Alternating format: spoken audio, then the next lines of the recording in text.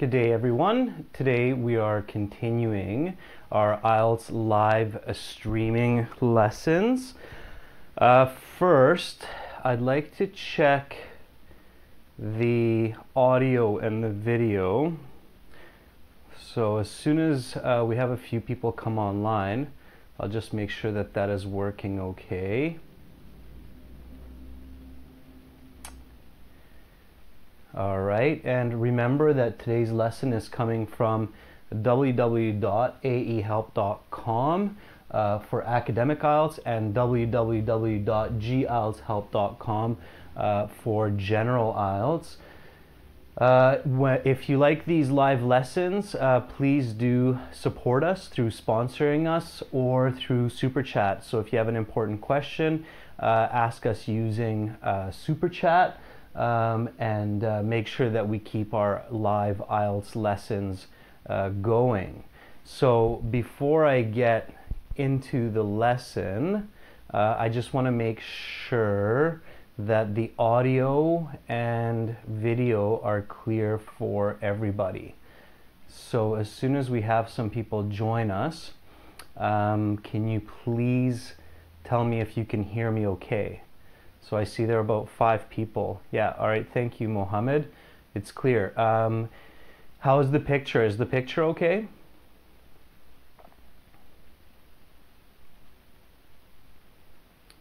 So you can hear me okay. How about the picture?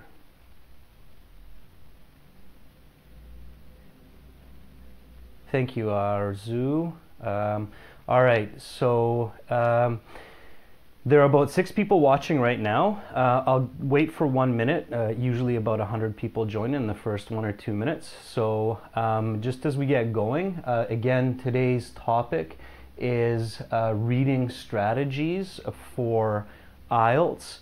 Of course, there are 2 versions of the IELTS exam. One is academic IELTS and the other is general IELTS. Our website aehelp.com is designed to help you with academic IELTS, and our website gieltshelp.com is designed to help you with general IELTS. The listening section and the speaking section are the same for academic and for general IELTS. So many test centers will do a combined testing for the listening, and of course the speaking is an individual interview. But the reading and writing sections are different for academic IELTS and different for general IELTS. Does everybody know why there are 2 versions of the academic or of the IELTS exam? So does anybody know why there is an academic IELTS and why there's a general IELTS? So why are there 2 versions of IELTS? Does anybody know that?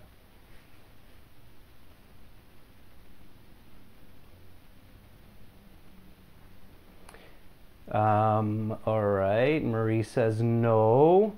I'll just give other students a couple seconds to answer this question. So why is there academic IELTS? Why is there general IELTS? Okay, Mohammed says the difference between ordinary people and students. I think students are also ordinary people, but yeah, one is for migration purposes and the other is for university study. So absolutely. Academic IELTS is mostly used for university or college entrance. So if you want to study in university, then most universities will ask you to score at least a 6.5 on the academic IELTS. If you're going to study a master's or a PhD, a doctorate, then usually you will need a band score 7 on the academic IELTS or even higher, all right? Sometimes native speakers also take the IELTS exam. Many students are surprised when we say this, that why do native speakers need to take the IELTS exam.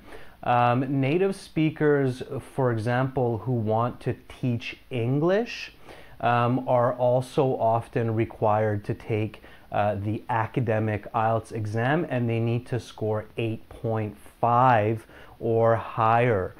This shows the schools that they are very proficient in English and able to teach English.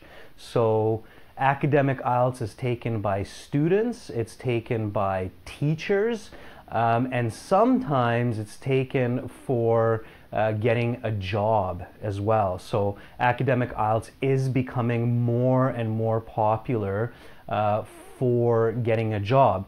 So when you do academic IELTS, it's also good to have on your resume. The general IELTS, of course, is taken for immigration. So general IELTS is for going to another country. Many English-speaking countries, such as United Kingdom, Australia, Canada, require people to show a level of English when they enter the country and decide to stay in that country. So for example, I live in Canada, and I know that in Canada you need a score of at least 5.5 to meet the English proficiency requirement to get immigration status.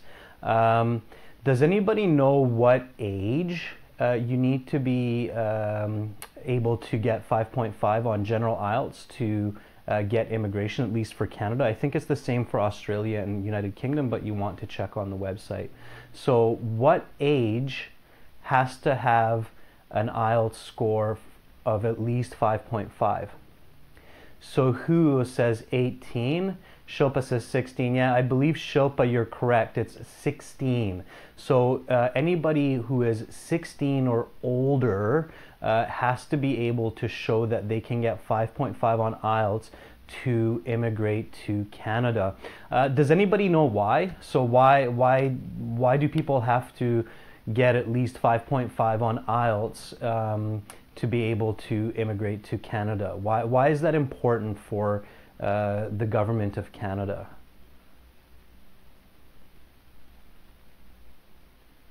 So why is it important for the government of Canada?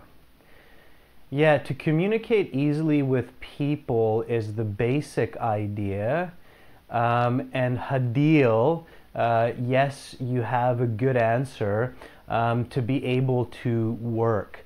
Yeah, you need at least 5.5 level of English on IELTS to show that you have English, which is good enough to get at least a basic job where you can communicate to people. So when I say basic job, I mean like working at a grocery store, convenience store, driving a taxi, something simple, okay? For more advanced jobs, you will likely need an even higher level of English. So again, the general and the academic IELTS are different in the reading and writing. What skills does IELTS test? So IELTS is testing your English language, which is your grammar and your vocabulary. And what else is it testing? What's the other main skill that IELTS is testing? Does anybody know? Can somebody maybe guess or give me an answer? Fluency, yes, it's not the main skill. Communication from Shilpa, yeah, absolutely. So communication, so it's your ability to convey or transfer your ideas clearly. It's really important for you to understand that language and communication is not the same idea, okay? Manisha, skimming passage, we'll talk about that. It's not a good idea. You don't want to skim a passage, especially if you're an academic student and need a high score. We'll talk about that in a second. Again, IELTS is testing your English and your communication skills. Which version, the general or the academic, which one is testing a higher level of vocabulary and communication? General or academic, what do you think? Yeah, academic for the most part. So it's not necessarily a higher level, but it's a different type of communication and language. And it is a little bit more difficult than the general exam. It's very, very, very important that you do the right exam for you. So if you need to go for immigration or emigration, then make sure you're studying for the general IELTS. Again, you can do that on our website, gieltshelp.com. And if you're studying for academic because you need it for school or work, then make sure you go to our website, www.aehelp.com, and study for the academic IELTS. Also, if you've been watching us in these live lessons, please use Super Chat for important questions. Sponsor us, help us to pay for our equipment, our studio time, so that we can keep these IELTS lessons going. Today, we will be talking about reading strategies, and I am going to use our own textbook. So on our websites, we have our own IELTS exams. They're exactly like the Cambridge exams. We have 6 exams for the academic, and we have 6 exams for the general IELTS with all of the audio. So today we will look at a reading example from our academic website. But the strategies that we are learning today are good for both general and academic reading, okay? So the strategies I'm going to teach you today, you can use them in the academic reading and in the general reading. Of course, if you can do a good job in the academic reading, then you can do a good job in the general reading as well, okay? So if you can follow today's lesson, do a good job with academic text, you can do a good job with the general text also. All right, so we will take an example from here. The example reading passage, you can all read it in the stream description, okay? So read in the stream description.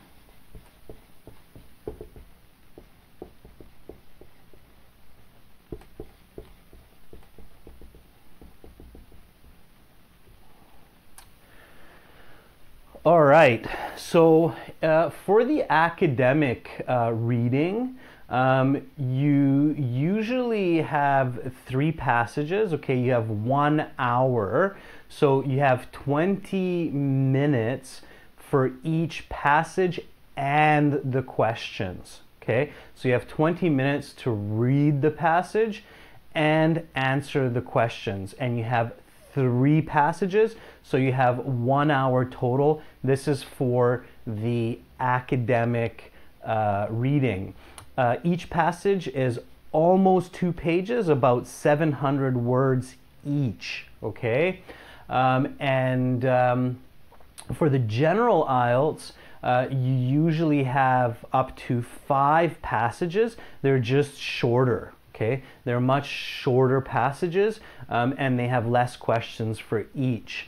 So you have about 10 minutes for the first 4 passages and questions, and the last passage in the general is usually a longer passage that will take about 20 minutes. So for the general IELTS, make sure you leave a little bit of extra time for the last passage because it's a longer passage.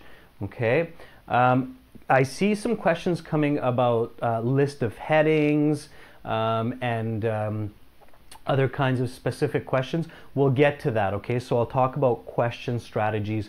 Just keep following the lessons. There are some big strategies for reading that you need to learn first, all right? So let's quickly review the 2 or 3 big strategies we talked about in the last lessons. Okay, so if you were watching yesterday's lesson and last week's lesson, we talked about a couple of very important strategies to be successful on IELTS. Is anybody watching today who saw yesterday's lesson? And if yes, can you tell me what was the major strategy that we talked about yesterday? All right, Hadil, good job. Thank you for that. Yeah, those are the 2 big strategies, okay? So we're going to use these for reading as well. So number 1 is visualization. And number 2 is critical thinking. Okay, so these 2 strategies are very, very, very important for you to be successful on IELTS, and they're very important for the reading section as well. Can somebody tell me what visualization is? So what is visualization? Can anybody give me a simple definition? Okay, Shilpa says brain seeing. That doesn't make sense in English. Mind seeing is a bit more clear from Mohammed. Yeah, it's seeing pictures inside of your head. So that's very, very important for reading comprehension. Okay, so reading comprehension, you have to use that.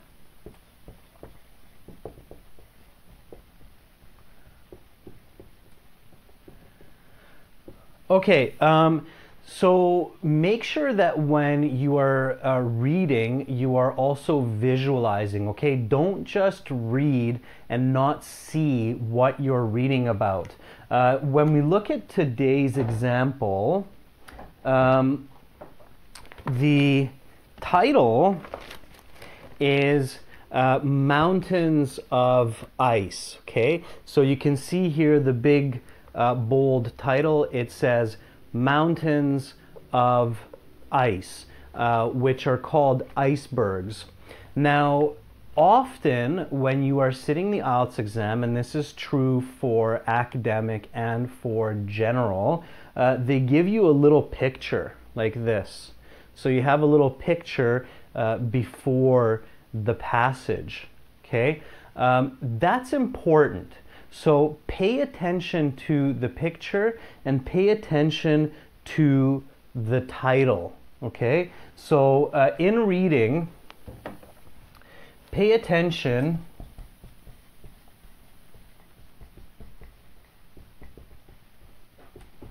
to pictures and titles.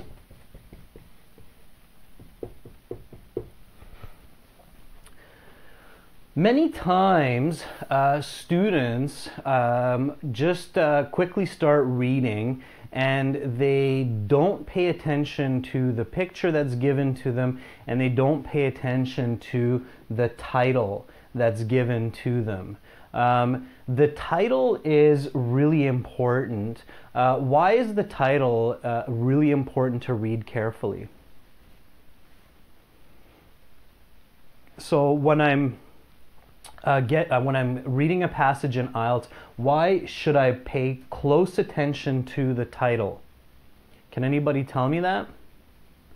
Okay, Huo says because it gives you the main idea.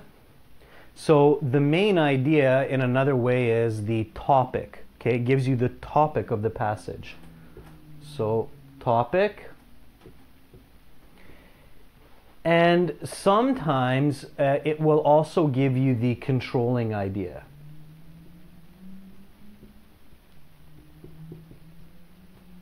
Okay, so the controlling idea is what the topic is about. All right, so the topic, the title will give you the topic, the controlling idea, and you need to understand that. So you need to understand the title. If you do not understand the title of the passage, you might be in trouble, okay? So you need to take an extra few seconds and really try to understand the topic, okay? Why is the picture important? So if they give you a picture, why is that important? Why is it important to pay attention to that picture?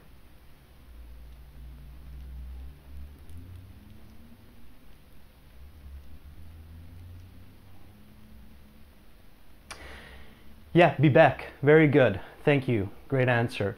It's to visualize, okay? Absolutely. So when they give you a picture, it helps you to understand the topic, of course, because usually the picture is about the topic, but it's also telling you to visualize. So it's saying, hey, come on, use that big part of your brain that we talked about yesterday and visualize, see the information that you're reading, okay? Why is it so very important to see the information that you're reading? So why must we see the information that we're reading? One, we talked about it, is to understand it clearly, but there is also another reason. So we visualize the reading information so we understand it well. What's another reason? What's another reason why we want to visualize it? Why we want to visualize this information that we're reading?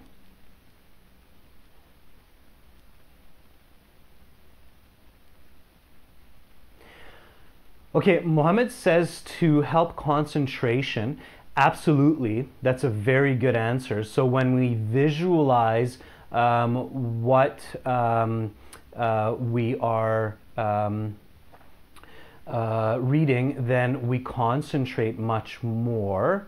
And Sahil has a very good answer also, to remember the information. So when you see and picture what you're reading about, you will remember more of what you're reading, so you will be able to answer the questions better and faster because you don't have to go back and read the passage again, right? So if I can visually see it, my brain will be able to remember and recall or bring back that information, and that way I will be able to have more confidence in my answers and answer better. Okay, so we need to visualize.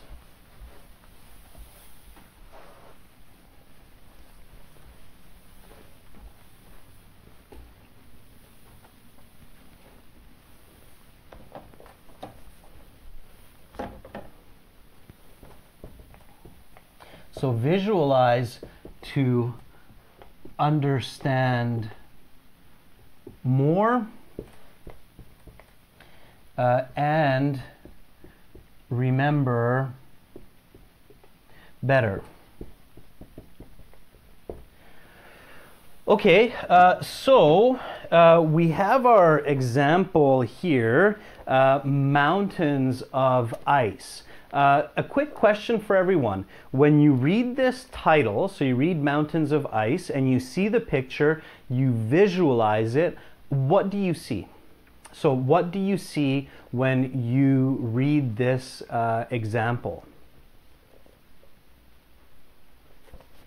So can somebody tell me, when you read the title, Mountains of Ice, and you see this picture, what is it that you see? Okay, an ice-covered mountain, the Antarctic. Okay, what is a mountain of ice?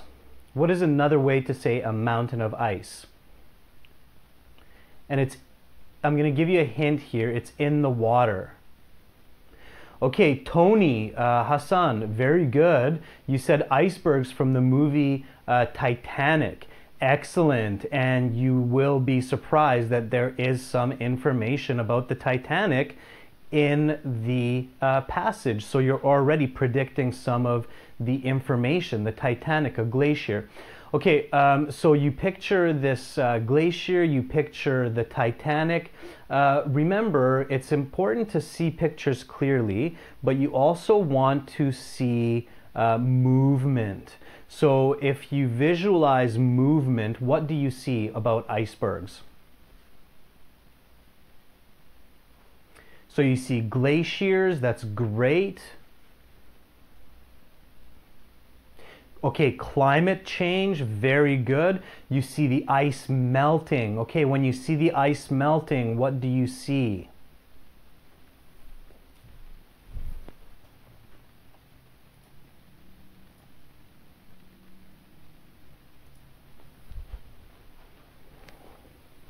Global warming, you feel cold. Okay, Jack and Ross, you see damage. All right, does anybody see ice falling from cliff sides, splashing into the water? Right. Okay, good. So great. So now you are taking the first important step when you're doing your IELTS reading passage, okay? You're visualizing and you're predicting, okay? So the title and visualization helps you predict information. So helps to predict information. Very good. And that's great. That's like warming up the brain, okay? It's like when you're getting ready for a big run, you do some stretching first, okay? Stretching is really important before you begin running because you're going to run much faster, you're going to feel better, and you are not going to injure yourself or get into a painful situation. When you're reading, it's the same idea. Warming up the brain, making predictions, reading the title, visualizing helps you to read more fluently, more clearly, more effectively, and make less mistakes. So your band score starts to go up, okay? We know this. We see students who do this improve their band score. So make sure to visualize and predict the information using the title, using the picture. So don't just jump over the title, don't just start reading, okay? Do not just start reading and ignore the title. It's very important that you read the title, that you look at the picture, and you take a few seconds to visualize the information, okay? Thank you, Farhan, for your compliment. Again, remember, guys, if you like our lessons, don't be shy. Donate a couple dollars on Super Chat. It does help us keep these lessons going. All right, now we get into one of the more controversial topics, okay, more debated topics. It's very, very important question I'm about to ask you here. Who thinks that you should skim and scan the passage for answers? Who thinks that you should skim and scan the passage when you're reading for your answers? Yes, Andre, I'm Canadian. Yeah.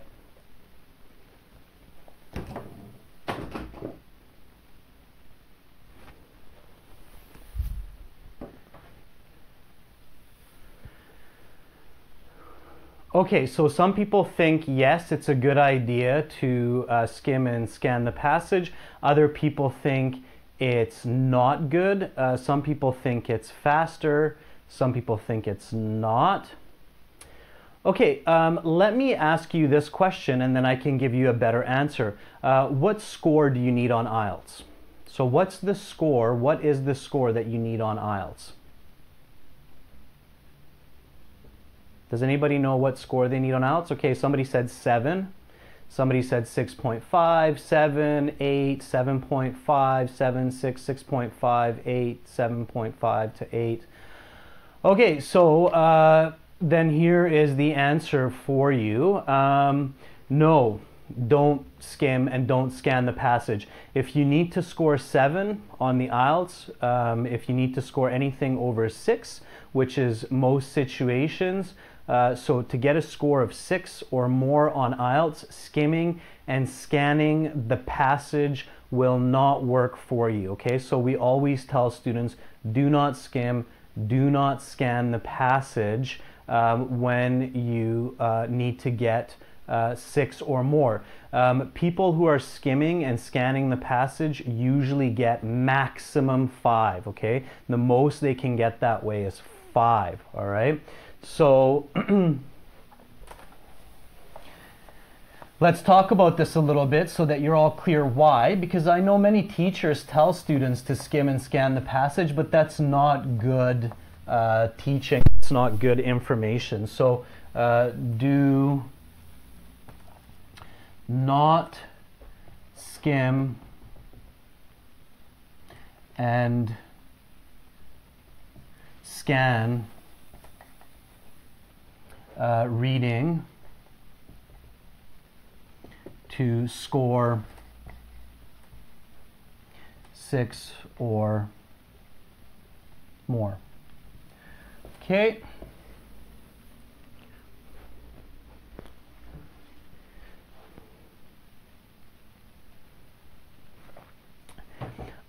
So Leva says there's no time for normal reading. That's actually wrong. Skimming and scanning takes more time. So it takes more time.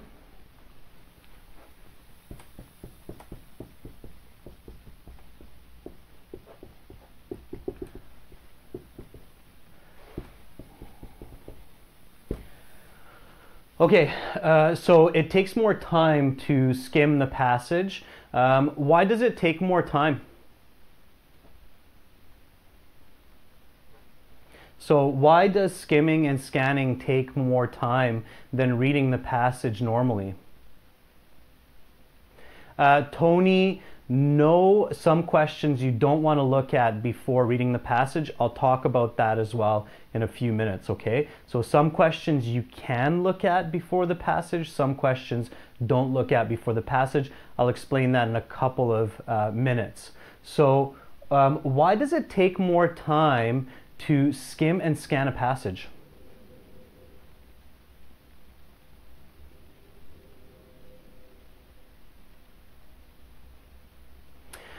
Okay, so I think, yeah, true, false, not given is very hard. Unknown information, absolutely. So what happens when students are skimming and scanning the passage is they actually read, but not really read, just kind of read the passage 2 or 3 times. So this is my example of students when they're skimming and scanning a passage, okay? So they go like this.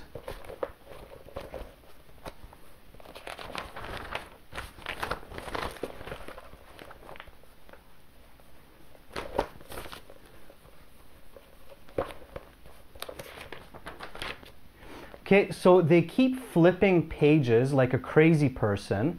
They keep going through the same paragraph again and again, trying to find a piece of information. And when I watch students do this, I'm just shaking my head and I'm thinking, what is this student doing? They're reading the same paragraph again and again, but they're not actually reading the paragraph. They're just looking at words and don't have any idea of what's going on, all right? So skimming and scanning is often a waste of time. When somebody goes crazy like this and they're flipping the pages, and in IELTS exams, the examiners are also kind of shaking their head because they see the students just flipping like a crazy person. So it takes a lot of time, and why else is it negative? So what's another bad part about doing skimming and scanning during the exam? Yeah, you start panicking, absolutely. So panic is common when people are skimming and scanning. So creates panic. Okay, so it creates panic for the student. So what happens when you start skimming and scanning, you can't find the answer, you're starting to panic? What's happening? Frustration. Yeah, Bebek, very good. So the student starts to get frustrated, okay? Skimming and scanning in many situations will lead to frustration, will lead to confusion, and then your score goes down for the reading and you get disappointed, you get discouraged, okay? So frustration sets in. Now, what section comes after reading? So after you finish the reading in IELTS, what's next?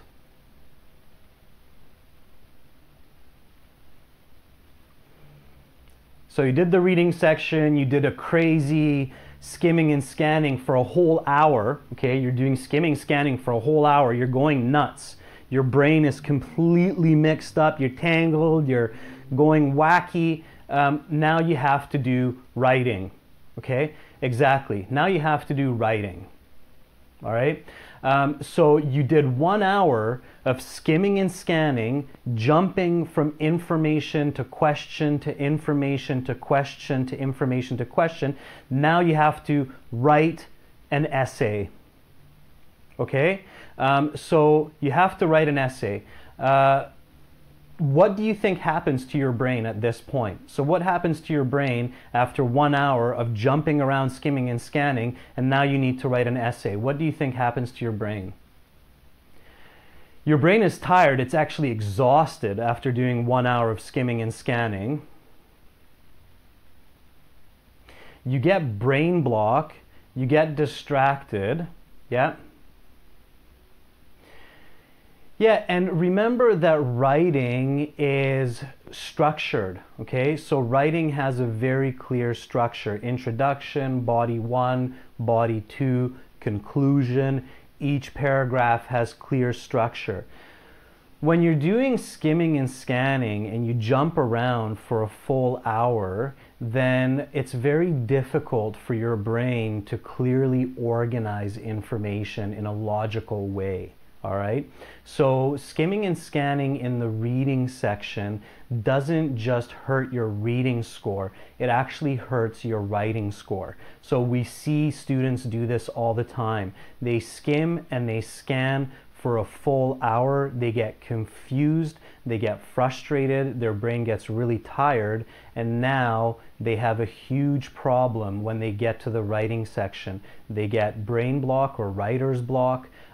Their essays become also very confusing. So do not skim, do not scan for the reading passage. It hurts your reading score, it hurts your writing score, and if you have speaking on the same day, it will also hurt your speaking score, okay?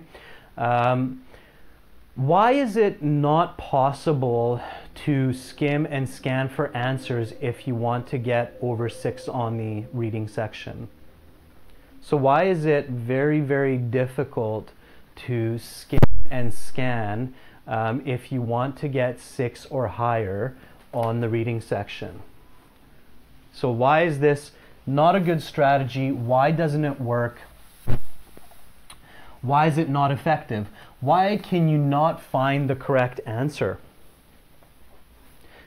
So can somebody tell me, why is skimming and scanning not effective? Why is it impossible to find correct answers to get a score over 6?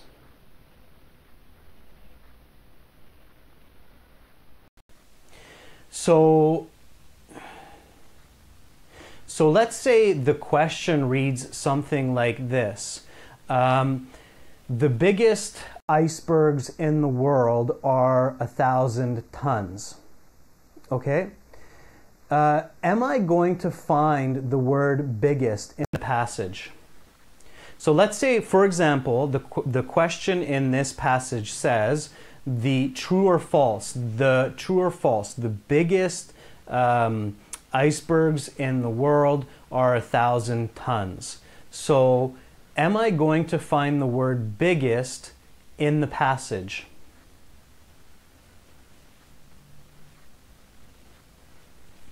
So the question says the biggest icebergs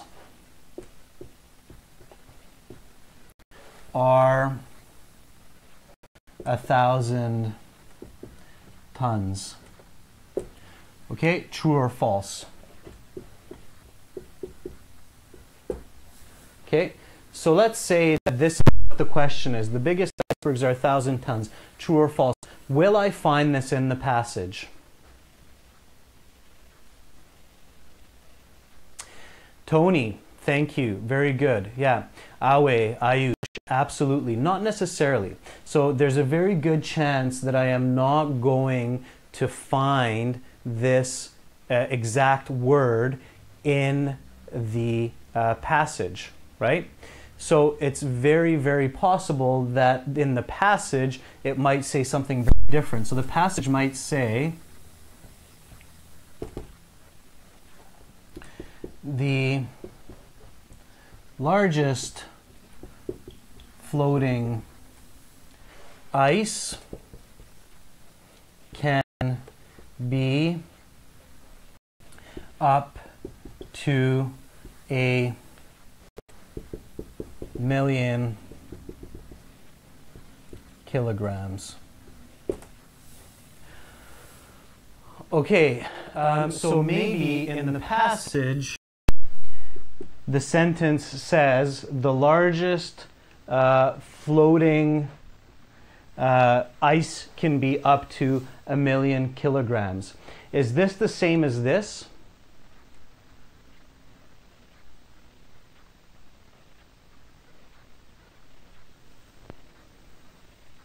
So is this sentence the same as this sentence?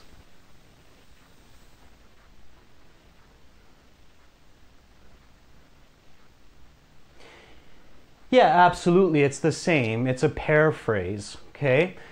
So if I'm skimming and scanning, okay, so if I'm skimming and scanning for the word biggest, the word iceberg, the word 1,000, the word tons, if I'm skimming and scanning for any of these words, I will not find it in the passage. And if I don't find it in the passage, what am I going to say for the answer?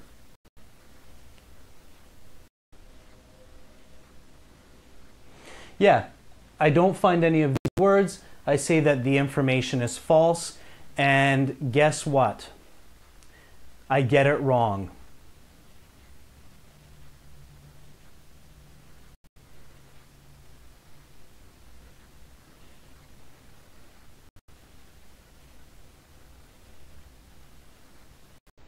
Okay, we'll wait a minute while the buffering catches up.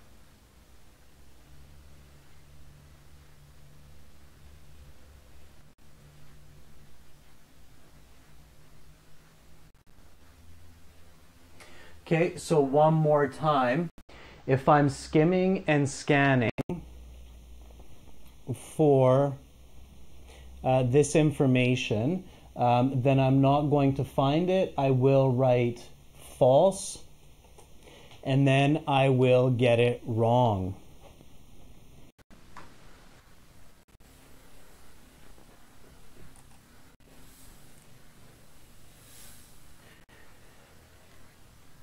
Okay, so definitely do not skim and scan.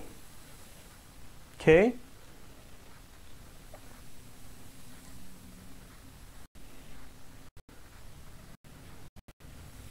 Okay, I will reset the stream.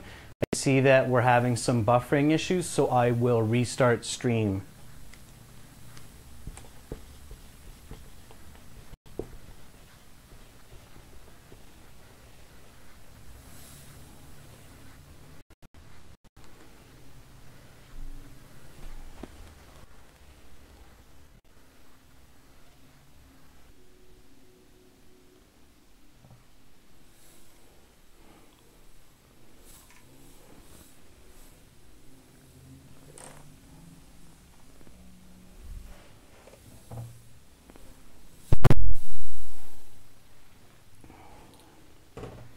Okay, so I just restarted the stream. It should be much better now. Can everybody hear me okay?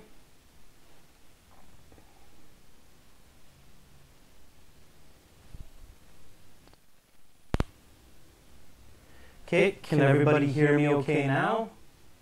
Yeah. Okay, how's the video? Is it more clear now? Okay, excellent. Yeah.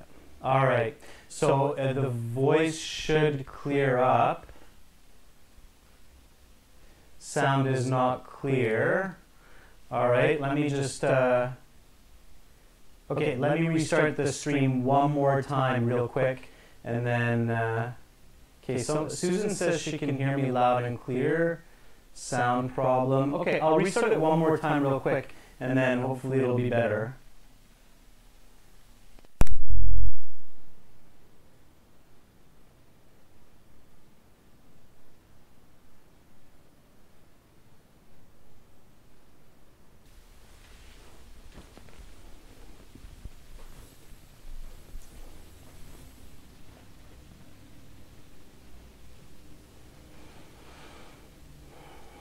All right, so how is the sound now? Is it better? Okay, Awe says perfect, Tony says perfect, good. All right, excellent guys, so great. All right, good. Okay, so let's continue with the lesson. So again, just to summarize what I was saying before the stream got bad. So remember that skimming, scanning is not a good strategy for IELTS reading because it's very difficult, if not impossible, to find answers, especially when you want to get a score over 6. We are in mono, so it will be in your left ear.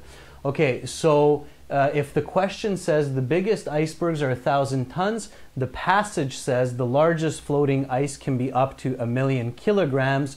If you're skimming and scanning, you don't find any of these words. You might say that this is false when in fact it's true. Okay, as I believe it was Tony that said this, that the passage and the questions are paraphrased, right? So the questions are paraphrasing the passage, so you do not see the same words in the questions as what you see in the passage.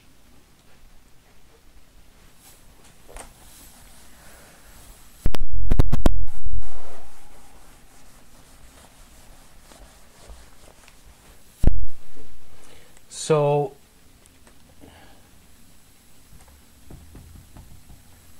skim reading does not work because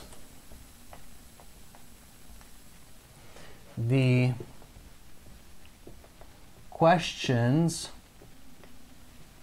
paraphrase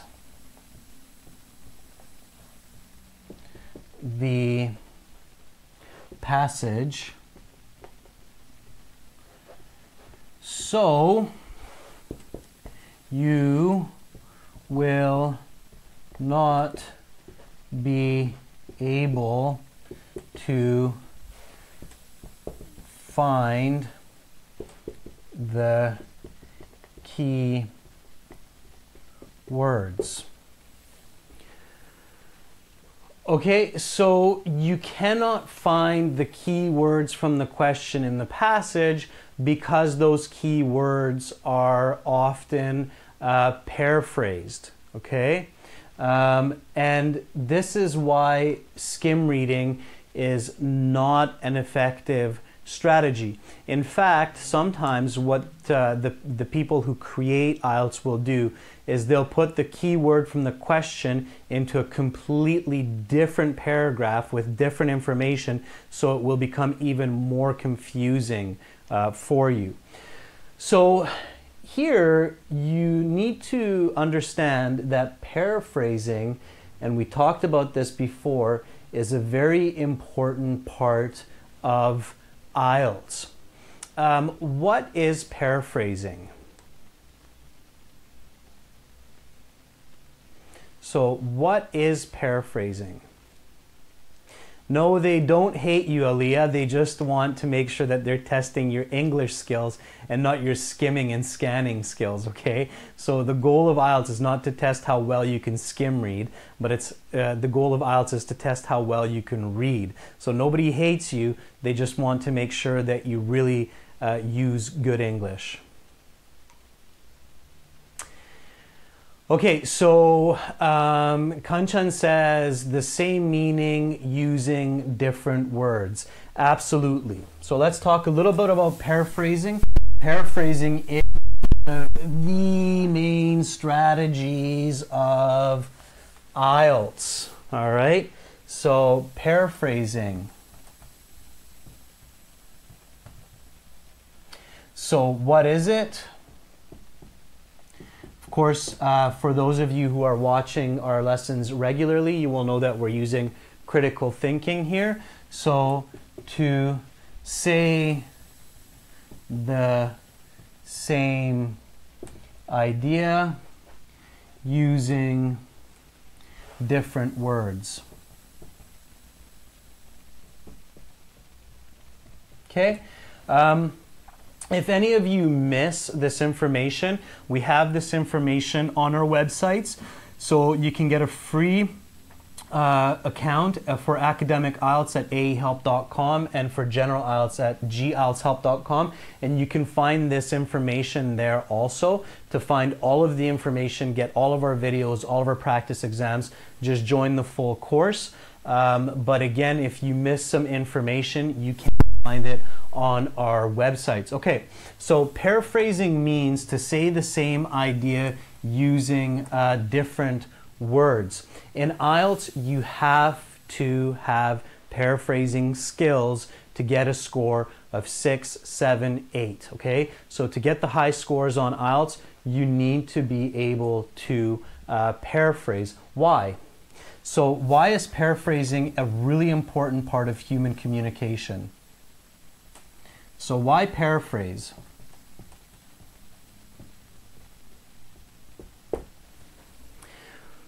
Why do we paraphrase? What is the reason for paraphrasing in language and communication? Yeah, not to get bored. So Mohammed says to make information interesting. So it makes info interesting.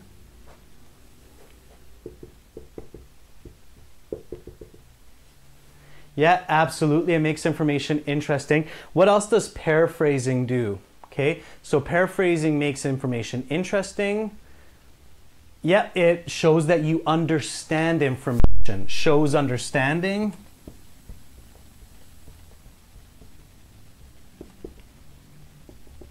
Okay.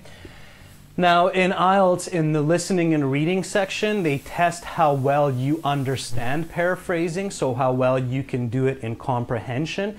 And then in the writing and speaking section, paraphrasing is very important for you so that you can show that you can use information and that you understand information. So it shows vocabulary, sure. It's another one. So paraphrasing makes information interesting, it shows understanding, it shows vocabulary. What else does it do?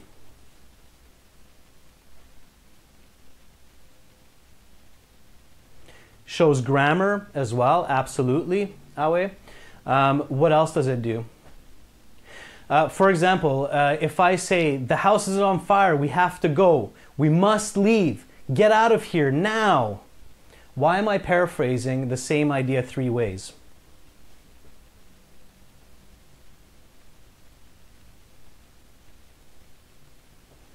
Anybody? And this is important in your speaking and in your writing skills.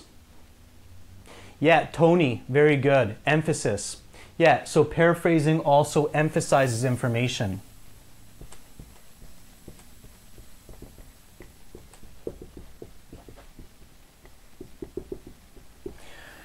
Okay, so we paraphrase for many reasons, many important reasons. There's actually even more reasons than we talked about. There's probably about 30, 40 different reasons why we paraphrase in language. So paraphrasing is a very important part of language. It's a very important part of IELTS, and it's a very important part of the reading section. You cannot skim and scan. It's slower because paraphrasing is used in the reading section, and it makes it almost impossible to actually skim and scan for answers. And they use it for all of these reasons. So we need to ask the next question. We're using critical thinking here. So we talked about what paraphrasing is. We talked about why we paraphrase. So we talk about the what. We talk about the why. What is the next important question we need to answer? So how else can we paraphrase? Yeah, that's right. How, Hadil? So how? How do we paraphrase? So let's talk about before we talk about reading, because when you understand how to paraphrase, then you can improve your reading comprehension and your reading score. So let's talk about how to paraphrase.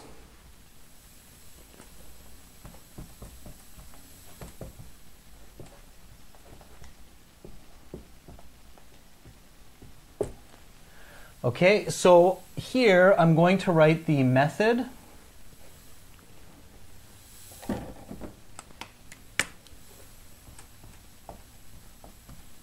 or the way to paraphrase, and here I will write an example.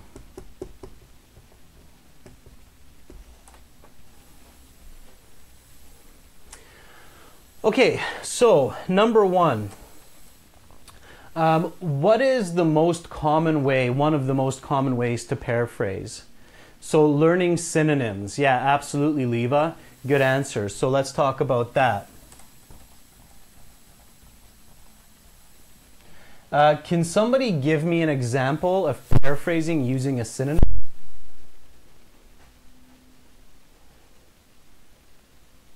Can someone give me an example of a synonym paraphrase?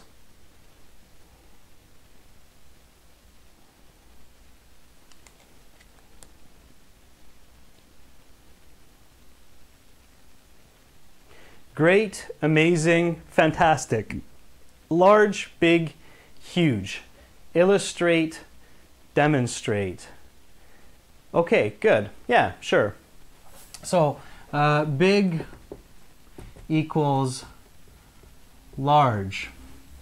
Okay, this is one way to paraphrase. What's another way to paraphrase? Let me ask you a different question. What is the opposite of synonym? What is the opposite of a synonym? Okay, there's some great synonyms there, Guy. That's great. Some good synonyms. Yeah, Hadil, antonyms.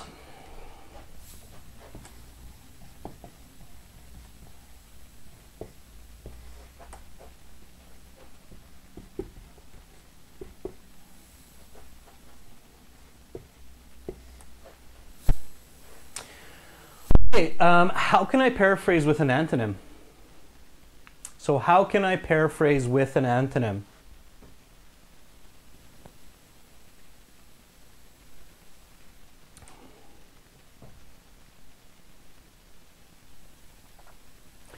Yeah, so what do I need? I need and it's just like math, right? In math, we say -1 times -1 equals +1, correct?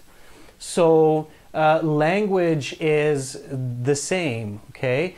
We can use two negatives to make a positive, all right? So antonym plus negative. And some of you already gave the answer for this. Stay or don't go. Okay, so stay, do not go. All right, this is another way to paraphrase with a negative. Guess what? IELTS will use this type of paraphrasing for some questions in the listening and reading sections of the exam, okay? So you will see this kind of paraphrasing in IELTS reading questions. So third,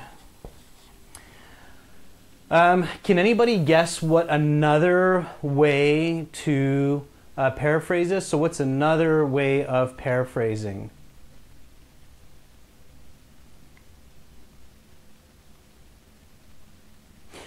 Yeah, Tony says sentence structure. Okay, Tony, great. Another way to say sentence structure, of course, here is grammar.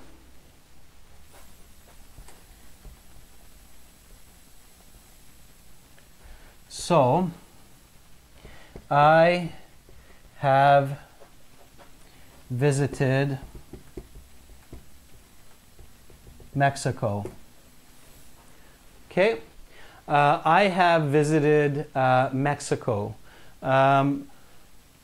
What's the grammar here? So what grammar am I using to I have visited Mexico? Yeah, it's present perfect, okay? Hadil has the right answer. So this is present perfect.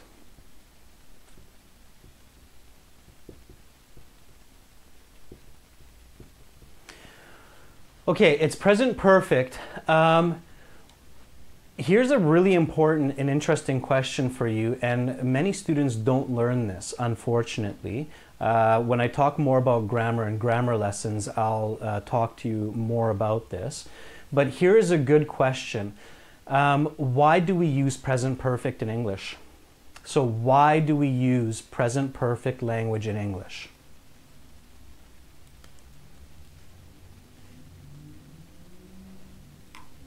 So what is the reason for using present perfect in English? And I will give you a tip. There are 5 reasons we use present perfect in English.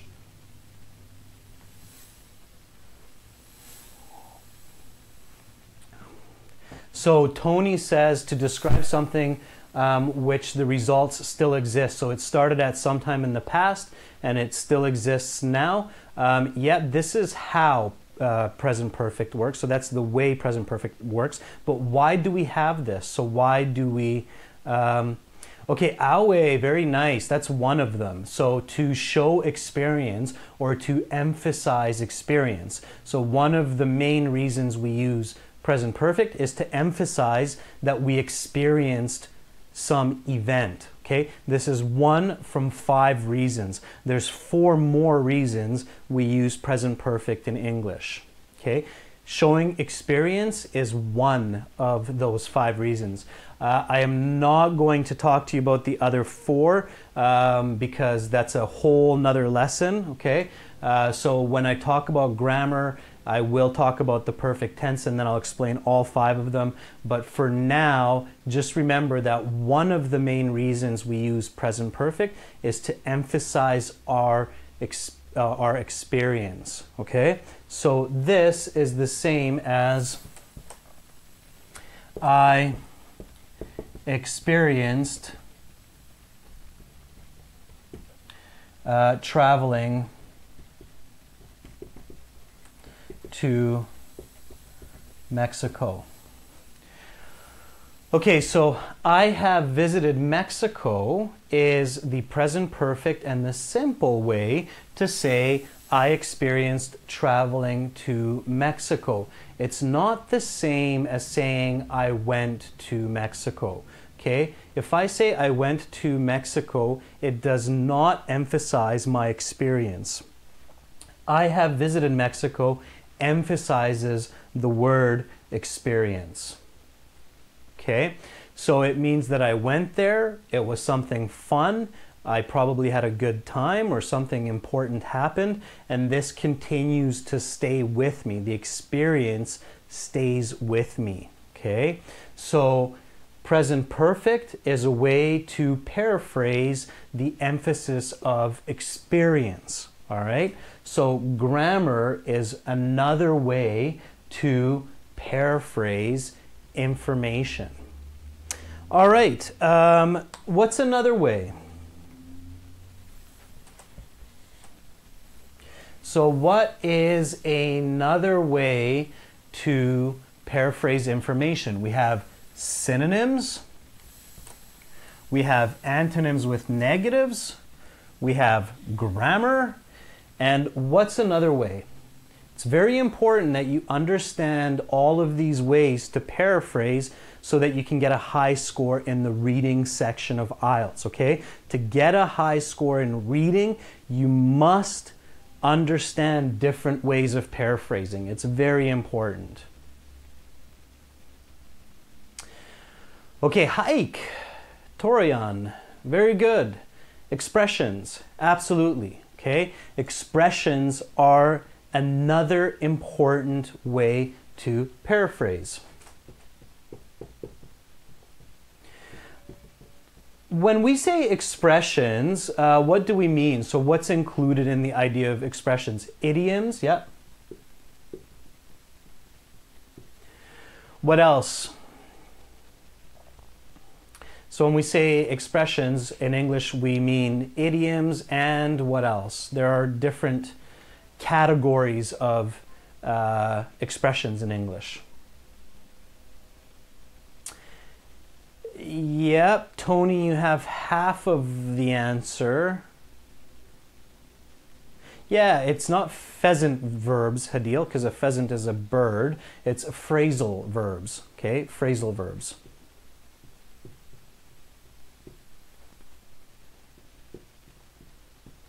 Yeah, so expressions, idioms, phrasal verbs, collocations, these are all different types of expressions that we use to paraphrase. I know that, Hadil. Yeah, I see it all the time with the autocorrect. Yeah, I'm teasing you. Don't worry about it.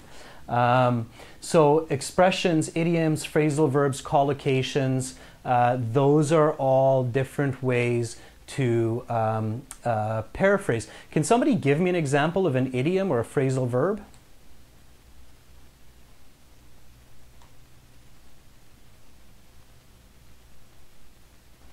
Somebody give any example of an English idiom or an English phrasal verb. Tit for tat, a bed of roses, sit down, give up on. Okay, let's just take an easy one here. So we'll go with give up on. So give up on. What does that mean? What does give up on mean as one word? So give up on, how do you say that in one word in English? Surrender is okay, yeah.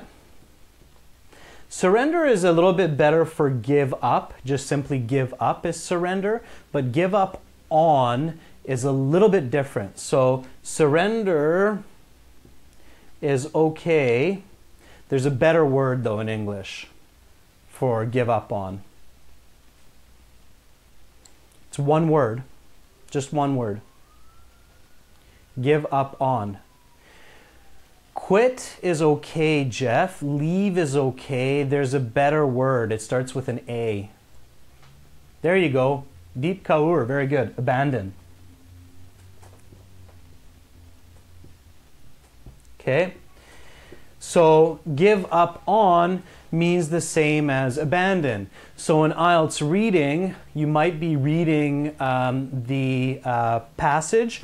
The passage will say something like give up on, and then the question will say something like abandon. Okay?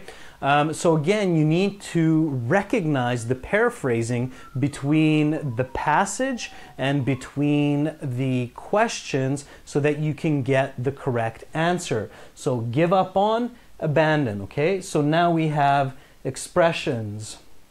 So now we have 4 ways to paraphrase. We have synonyms, we have antonym negatives, we have grammar, we have expression, and there's one more. So one more way.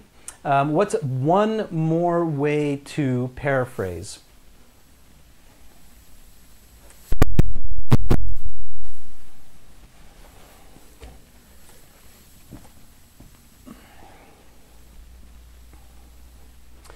One more way to paraphrase.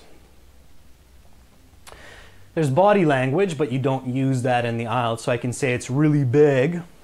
That's body language. But in IELTS, that's not going to be used so much. Maybe a little bit in the speaking you can use it, but it's not used in the IELTS. So intonation is used, so your voice can be used in the speaking section.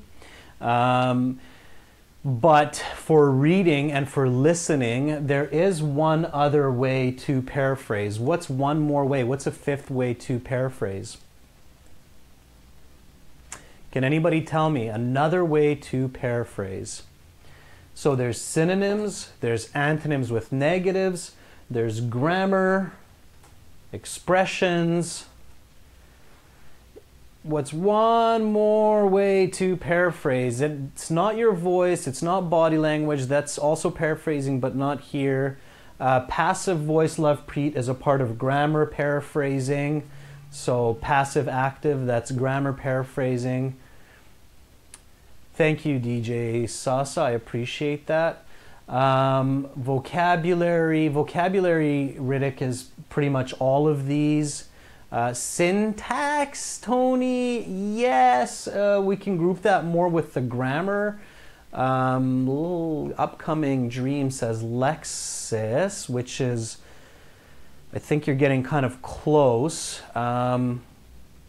Sequence. Okay, let me give you an example first this time. So the example is, it's round, flat, has cheese, and is delicious. Okay? It's round, flat, has cheese, and is delicious. What is it? Yeah, Vyong, now you have the correct answer. Yeah, it's, okay, Ankit, good. Pizza, yeah, it's pizza, guys, good. Pizza, yeah, pizza. So, pizza. So the fifth way to paraphrase is description. Okay, so another way to paraphrase is by describing what you're talking about, okay? Thank you, Srikanth Ankam. I appreciate your super chat donation. That's awesome.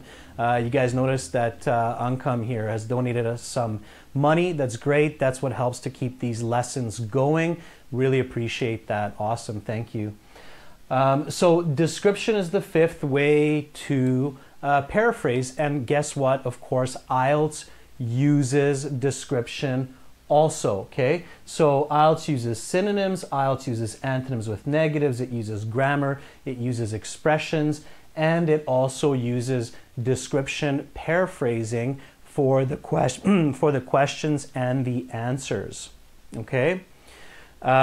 So you need to know all of these different ways of paraphrasing. You need to practice all of these ways to paraphrase so that you can improve your IELTS score, all right? Make sure that you practice each of these at home. It's very effective for learning, okay? Robin, thank you for that. Absolutely, I appreciate your feedback. Thank you. Know all 5 ways of paraphrasing. IELTS uses all 5 ways of paraphrasing, okay? IELTS is a progressive test, okay? So IELTS is a progressive test.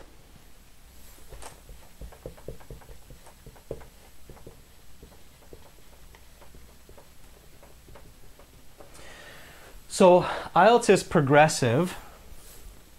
What does that mean?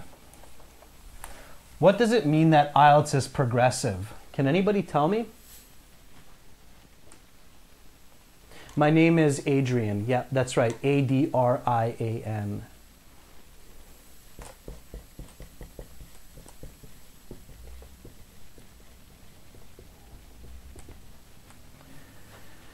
So IELTS is progressive. What does that mean that IELTS is progressive? It keeps getting better with time, sure. In this case, it's developing it.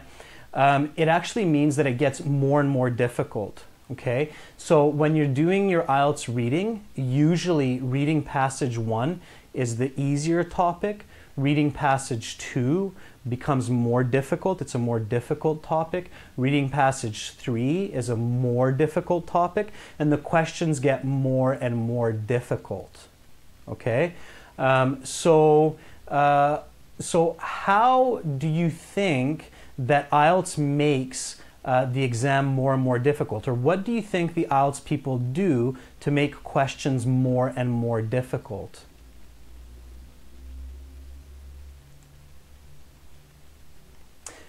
I will get to that tomorrow, Leva.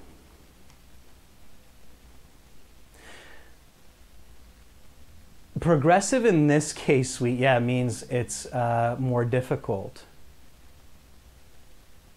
Yeah, Assad, very good. Okay, that's why I'm asking. Yeah, we're learning about paraphrasing here. You figured it out. You figured out that that's the answer to this question. IELTS questions become more and more difficult by using more and more advanced paraphrasing. Okay, so if I want to ask you a simple question in IELTS, I am going to use maybe just one type of paraphrasing. So the question will only have maybe one synonym. Okay, so all of the information is the same, but I change one word, I use a synonym. This is an easy paraphrase, and this is an easy question.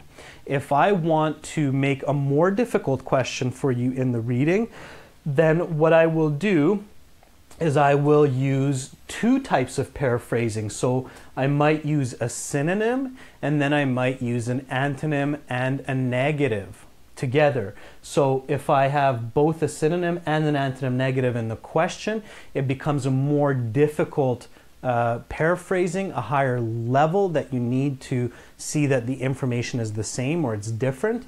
So it becomes more difficult. If I want to make the question even more difficult, what should I do? So if I want to make an even more difficult question, what should I do? Yeah, use another one, absolutely, Tony. So use even one more paraphrasing. So I might add grammar into the mix. So maybe I will write a question where I change the grammar of the information. I use a synonym for some of the words. I use antonym and negative for other words. So I combine three different ways to paraphrase the information. And this will be a level 8, level 9 type of question. Okay? So the more kinds of paraphrasing that I include into one question, the more difficult that question will become.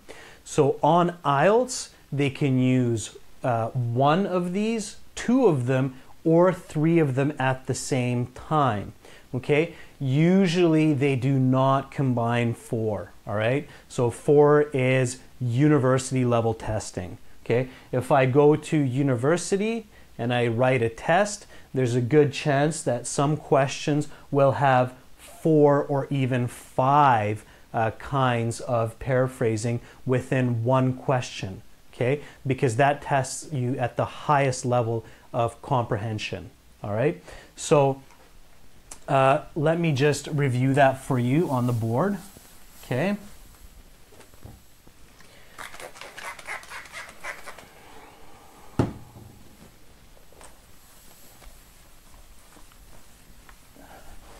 So IELTS is a progressive test. Each question, as you continue, becomes more and more difficult. And the way they increase difficulty is by increasing the difficulty of paraphrasing. So IELTS reading increases in difficulty by combining multiple techniques of paraphrasing. Okay, so that's how IELTS becomes more difficult. And in the reading section, go further and further with the questions. The questions will be paraphrased more and more using one of those 5 different techniques for paraphrasing. So you need to make sure that you practice all of those paraphrasing skills. Okay, so now in 10 minutes we will look at the example passage that's in the stream. So example passage in stream description.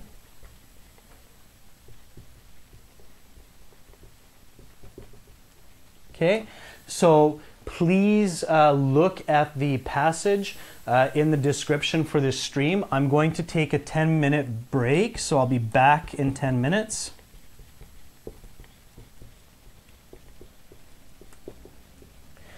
Okay, when I come back in 10 minutes, we will look at that passage. I will talk about reading comprehension and how you can improve your reading comprehension and practice that at home so you can improve your score. Okay, so we'll look at the specific example in the stream description talking about mountains of ice. You will need to use paraphrasing, critical thinking, and visualization to improve your score. Again, remember, for academic IELTS, visit us at aehelp.com. You can join us for free. Also at gieltshelp.com for general IELTS.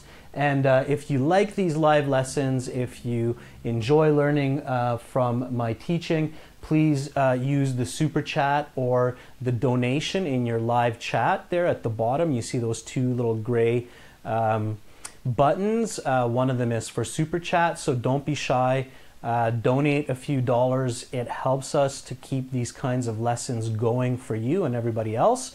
So really appreciate when you do that. I will be back in 10 minutes. Read the passage until then, and then I will go through that with you and help you to improve your reading comprehension. Okay, this video will be available a couple hours after the live stream is finished. Super chat, guys, Mali, the super chat is the little gray button that's where you're writing comments. It's not available in every country, but I think in most countries you have it. So if you see a little dollar sign or a little money sign underneath where you're commenting, that's the super chat function. That's where you can click and then you can choose to pay $1 or $2. Yeah, if you don't have it, it's probably because it's not available in your country. So if it's not available, don't worry about it. Just keep watching, just keep enjoying. If you have it, then use it. And of course, the other way you can support us is go to the website and then join. You get 6 full practice exams, all the audio, 40 videos. So another way that you can help support us is by going to our websites, aehelp.com, gieltshelp.com, and joining the websites there. Okay, I will be back in 10 minutes and then we will look at the passage, Mountains of Ice. See you in a few minutes, everyone. Thank you.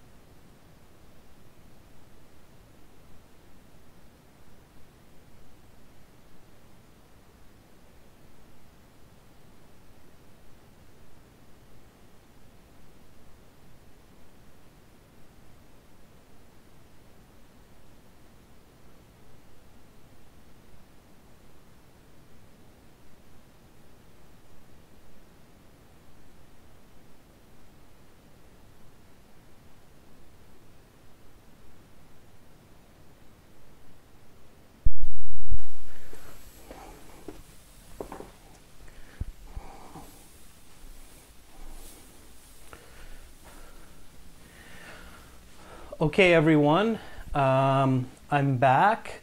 I am just going to stop the stream for a couple seconds and restart the stream. So I will be back in just a couple of seconds. I'm just restarting the stream, so hang on tight, okay? Just hang on.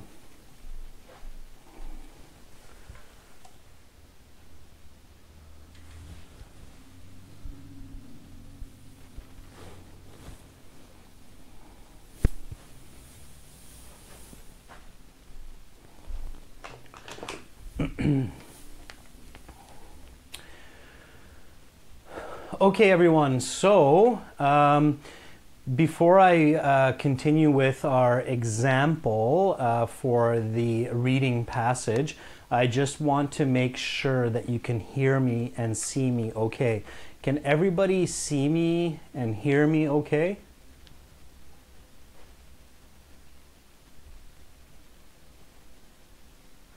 Thank you, Lovepreet. Okay, yes, perfect, great. All right, awesome. Let's look at our example for the IELTS reading passage. This is coming from the academic IELTS, but again, if you can do academic reading, you can do general reading. So, and the same strategy is used for both. This material is coming from our websites at aehelp.com for academic IELTS and www.gieltshelp.com for general IELTS. So again, if you cannot use Super Chat and you want to help support us, go there and you can join our full course, and that helps a lot as well. Okay, let's look at this example very quickly. Can everybody tell me the different ways of paraphrasing one more time? So just as a quick review as we get going here. So what are the 5 different ways to paraphrase information? And all of these are used in IELTS. So just a quick review here. What are the 5 ways, 5 techniques of paraphrasing?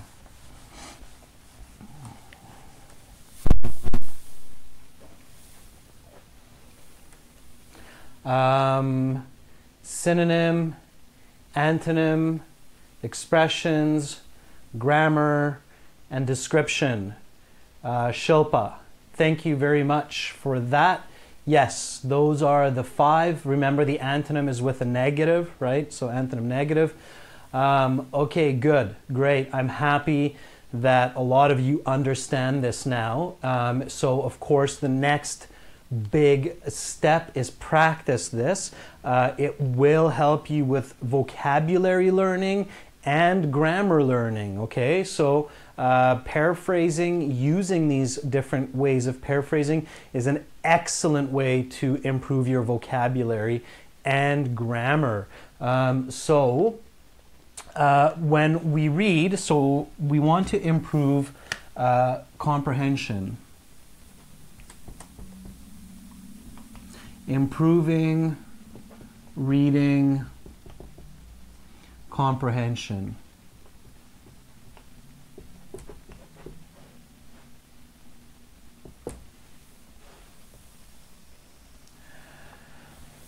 To improve your reading, you can do it in 2 ways, okay? One is to improve your comprehension, and the other is to improve your fluency.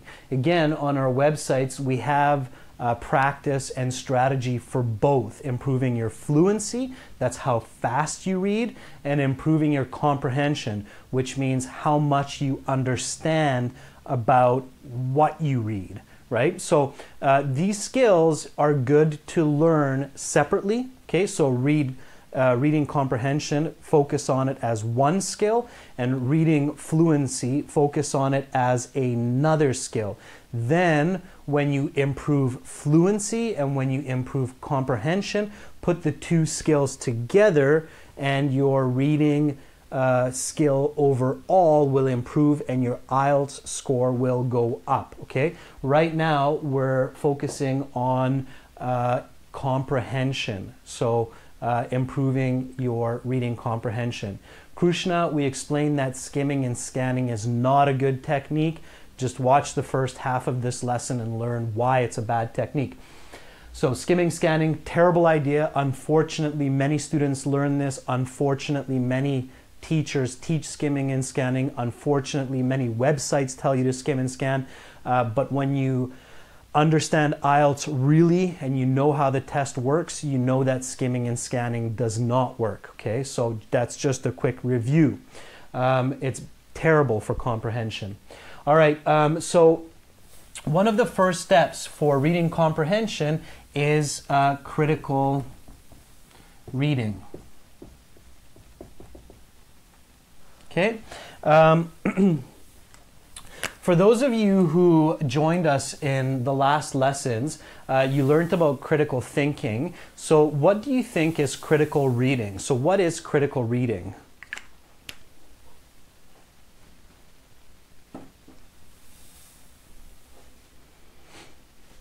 Yeah, again, remember guys, skimming, scanning doesn't work because of paraphrasing, right? It's one of the big reasons why it doesn't work.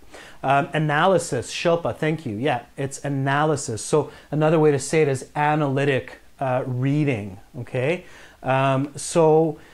Rabin, it's a long, boring passage. Yeah, don't get bored by reading the long, boring passage. Keep it more simple. Focus on paragraphs first, okay? So let us look at our example.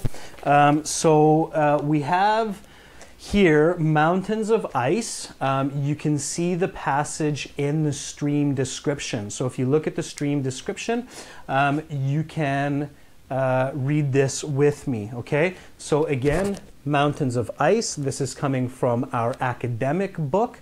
We have 6 practice exams there. Let's read paragraph 1. So, the word iceberg derives from the Dutch word ijsberg, meaning ice mountain. Icebergs are sections of glaciers that have broken off during the warmer summer months and float freely in open water.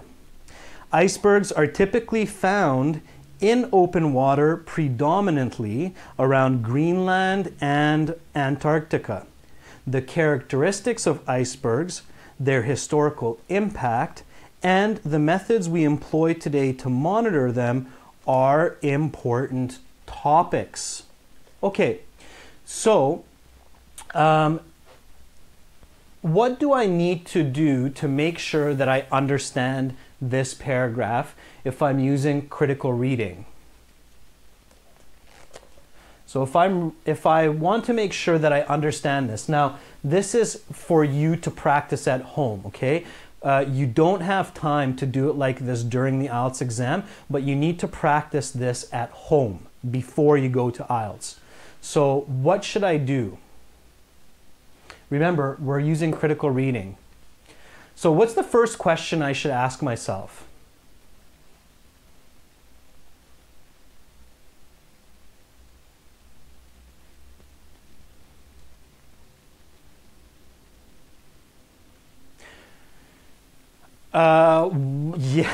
Okay, Tony, Sied, yeah. We need to ask questions. So first question is, what is this paragraph about? So what is this paragraph about? Okay, step by step. Practicing IELTS reading at home, you should do this for at least a few passages, each paragraph by paragraph. You want to go through this. Maybe it's not too exciting, but it's a really good way to improve your reading comprehension. Okay, so what is this paragraph about? What's the answer?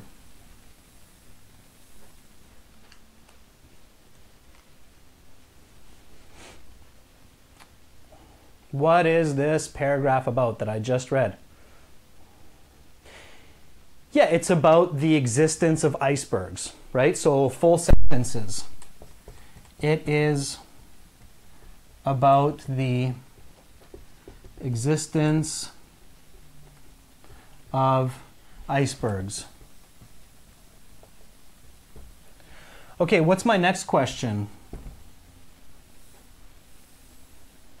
What is my next question?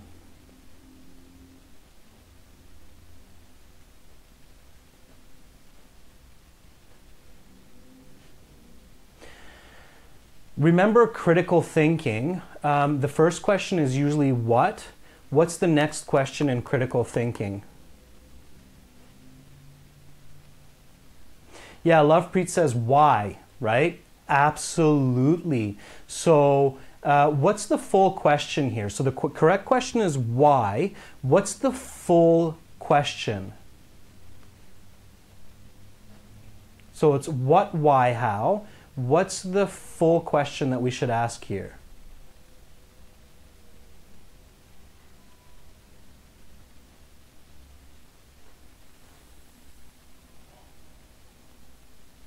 Why do icebergs exist? That is not in this paragraph. There is a different question that you should ask.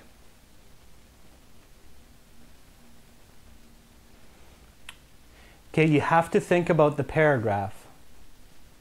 So here, the better question is, why does the author introduce icebergs?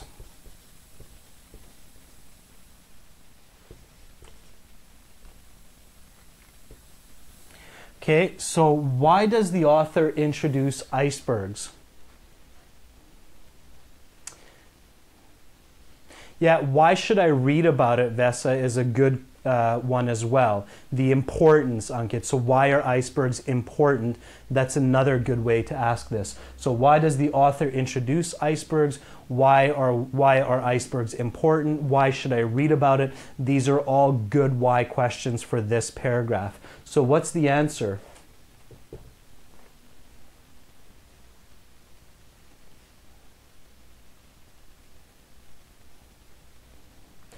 And I'll give you a hint. The answer is in the end of the paragraph.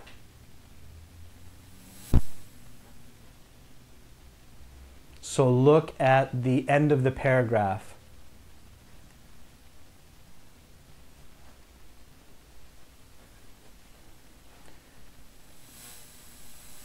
Yeah, absolutely, Tony. So the very last part of the paragraph is the answer, and you want to paraphrase that in a simple way. So their history, measurement, and impact are important.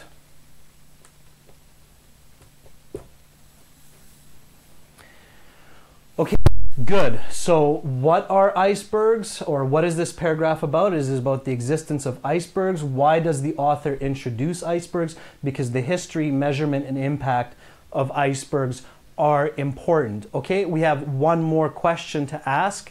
What's the next question? It's the last sentence of the first paragraph, Harneen.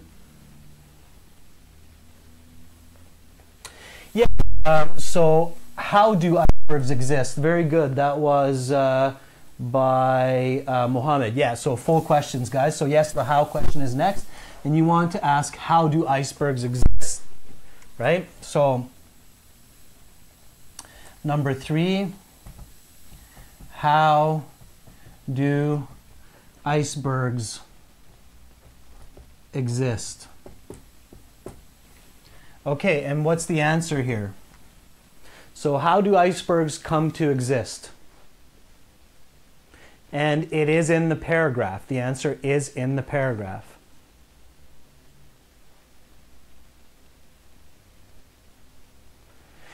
Yeah, so Mohammed, again, you're taking the right sentence from the paragraph. So icebergs are sections of glaciers that break off in warmer weather and float freely in open water, usually from around Greenland and Antarctica. That's how they come into existence, right? So we are still dealing with just the first paragraph, guys, okay? We are doing critical reading for each paragraph.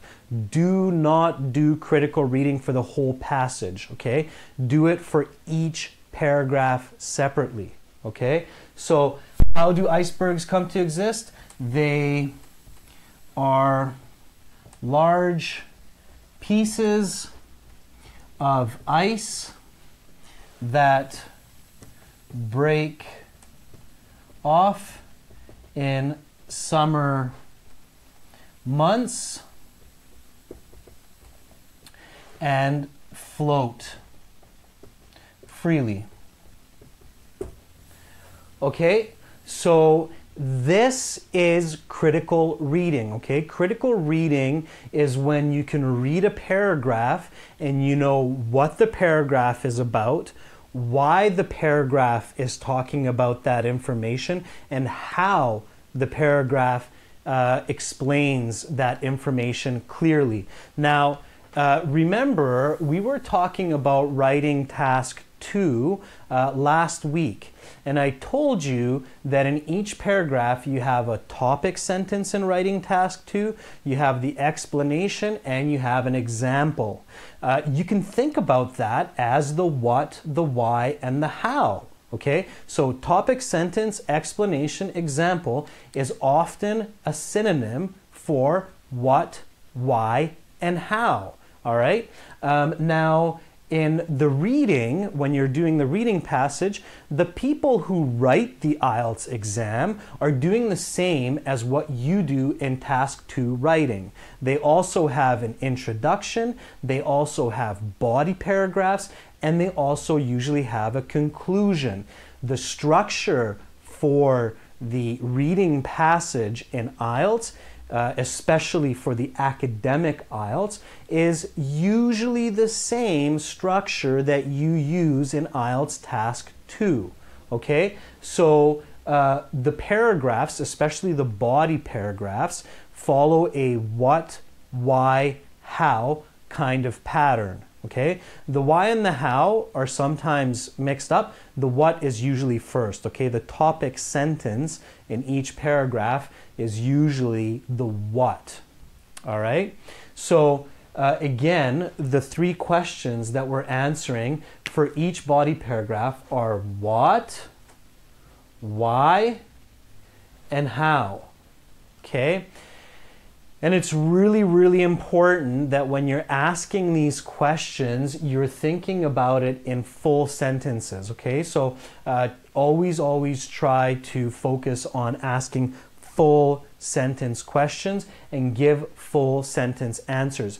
So when you practice for IELTS reading at home, then look at each paragraph separately and ask what, why, and how as a full sentence, and answer as a full sentence.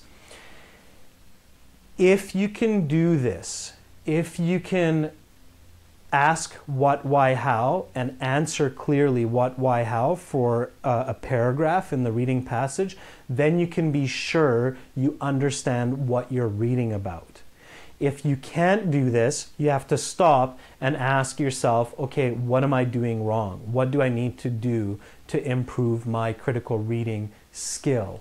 Okay, so again, you have to ask what, why, how. Okay.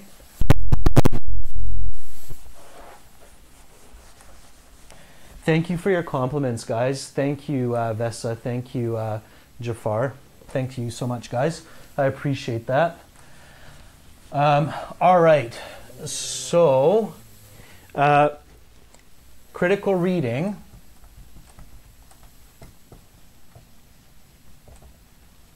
Okay, the goal here is ask what, why, how in full sentences for each paragraph. And of course, this is practice at home.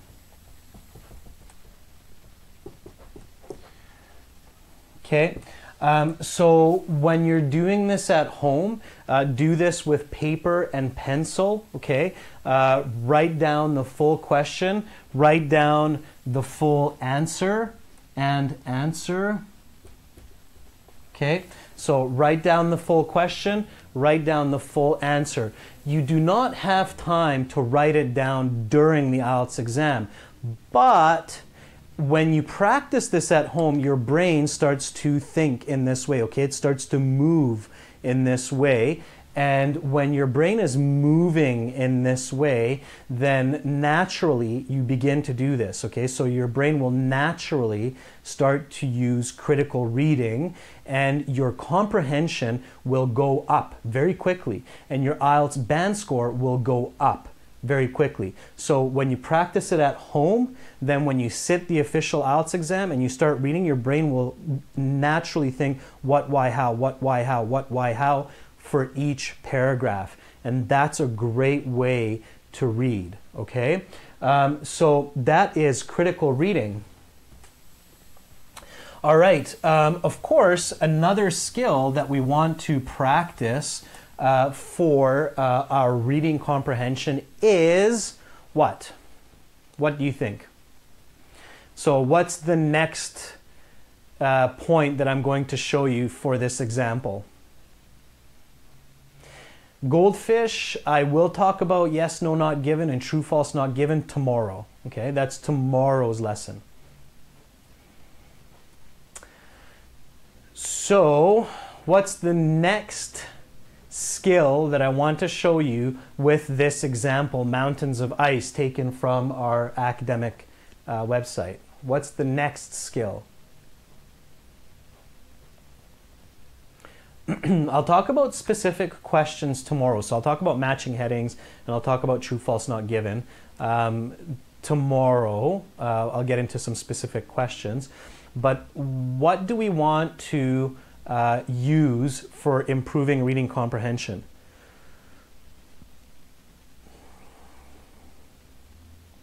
So we're using critical reading. What else should I do when I read a paragraph? Thank you, Lovepreet. Visualization, yeah. I'm going to hit you with these big strategies again and again and again, because I know that when you can do these big strategies, then you will be doing a good job on IELTS. So visualize the paragraph and write down what you see. Okay? So it's really important that you write down what you see, okay? Don't just repeat the information in the paragraph. So don't repeat what you read, but actually write down what you see. So let's read this paragraph one more time and tell me what you see in your brain when you read this paragraph. So, one more time, the same paragraph. Again, you can see this paragraph in the stream description. So, mountains of ice. The word iceberg derives from the Dutch word ijsberg, meaning ice mountain. Icebergs are sections of glaciers that have broken off during the warmer summer months and float freely in open water. Icebergs are typically found in open water, predominantly around Greenland and Antarctica. The characteristics of icebergs, their historical impact, and the methods we employ today to monitor them are important topics. Okay, when you read this, so when you are reading this, what do you see? What do you see? In your brain, what do you actually see?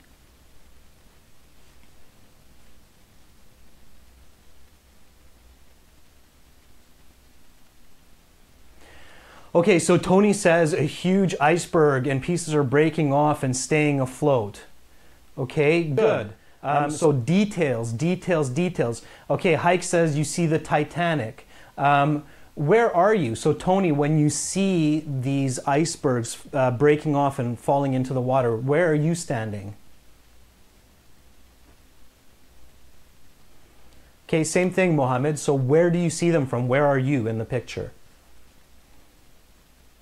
Okay, Awe says Antarctica. Ahmed says on the peak.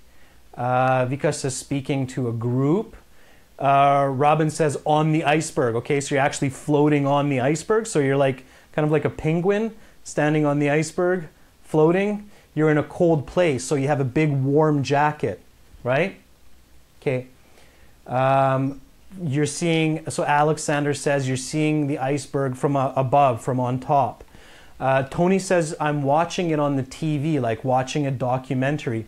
That's okay if you visualize as if you're watching a TV, but it's better to be in the picture, okay? So it's better to be in the picture than be distant from the picture. You want to be inside of your visualization. It's much more effective, all right? So, yeah, try to be real, absolutely. So feel the information. Be as real as possible. Sahil says, I'm on a boat. Yeah, absolutely. You can actually take tours where you watch icebergs fall into the ocean and they take you on a boat. And from the boat, you can take pictures of these huge pieces of ice as they're falling into the ocean and then start floating. Great. Awesome. So you're seeing this, you're feeling this, your reading comprehension is going up, your score is going up, okay? So I'm standing on top of an iceberg and I'm putting GPS into it, so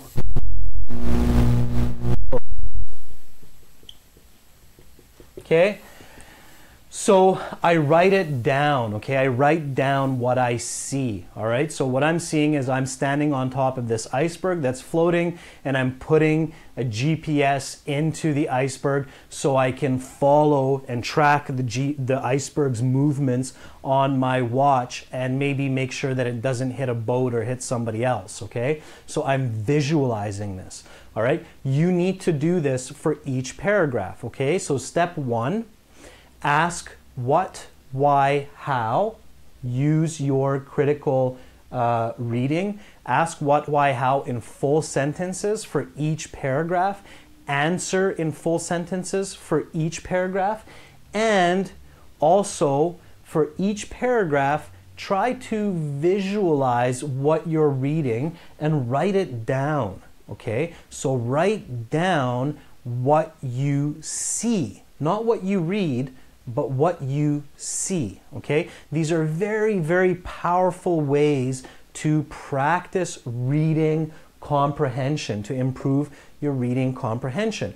Okay, so critical reading, visualizing what you read, writing it down. This is, you're practicing this at home. So when you get to the real IELTS, your brain is working much better, much faster. And now there's one more step for practicing your reading comprehension. Can anybody guess what the next practice or exercise will be that I will show you?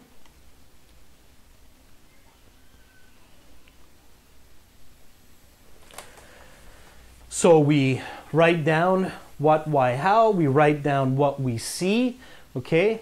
Now, what do you think is one more really good exercise for improving your reading comprehension? So what should you do to improve your reading comprehension?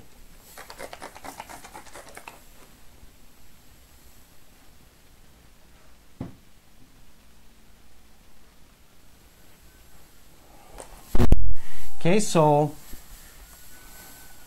the same paragraph, okay? It's still just one paragraph. So what do I do?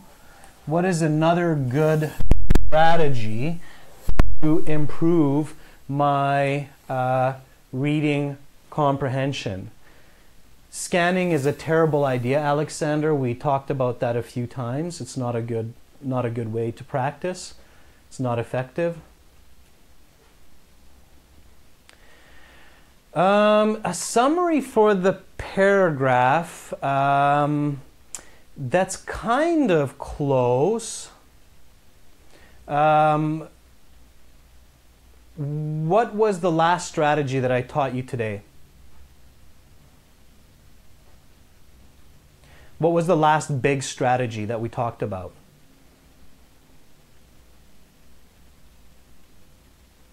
So we talked about critical thinking, we talked about visualization, and there we go, Assad, very good. Yeah, paraphrase.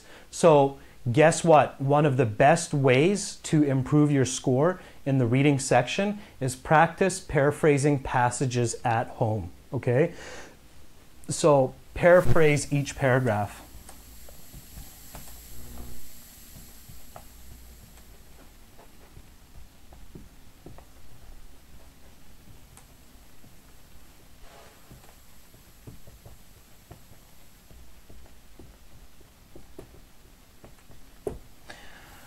Okay, so paraphrase each paragraph sentence by sentence. So we did the critical reading. We asked what, why, how, we answered it. We did the visualization, so we tried to see what we're reading. We wrote it down. And now let's paraphrase what we read, okay? So paraphrase what we read.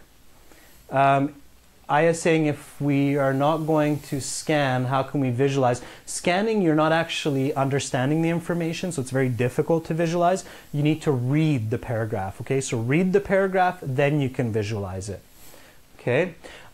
So paraphrase each paragraph. Here we go with an example. So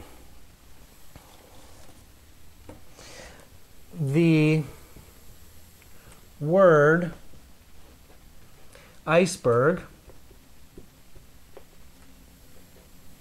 derives from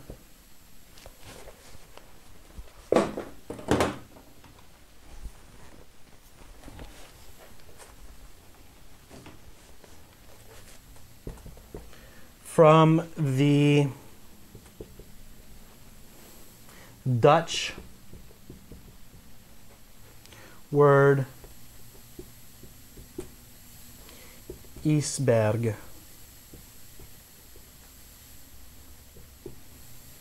meaning ice mountain.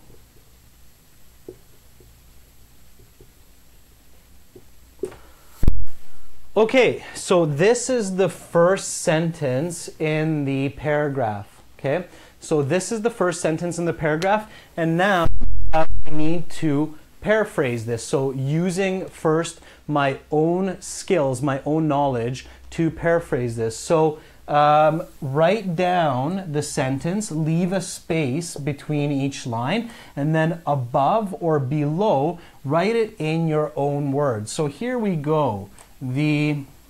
What's another way to say word? Yeah, Iman, you can say iceberg is a Dutch word, so that's a good way to paraphrase. What's another way to say word? Sure, you can say phrase, yeah. Or what else starts with a V? Yeah, Tony, the word iceberg is taken from the word ijsberg. Sure, that's a good way to paraphrase as well. You're using grammar.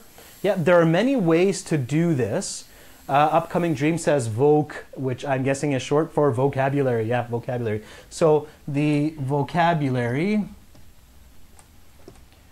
iceberg, we can't paraphrase that. What's another way to say derives? Somebody said taken from.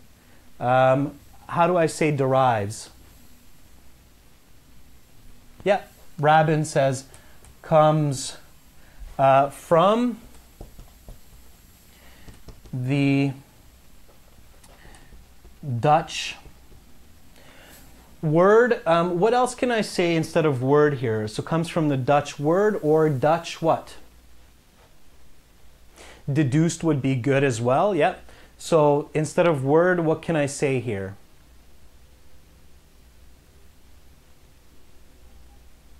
Dutch name, language. Yeah, Sahil, very good. So the Dutch language.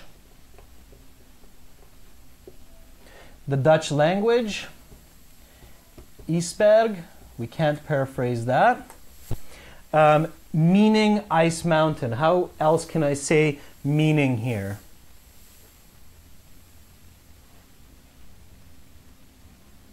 So what else can I say instead of meaning? Which means would be a good grammar paraphrase. Purpose is not the best here. Referring to is defined. Alexander, very good. Yeah. From the Dutch language, defined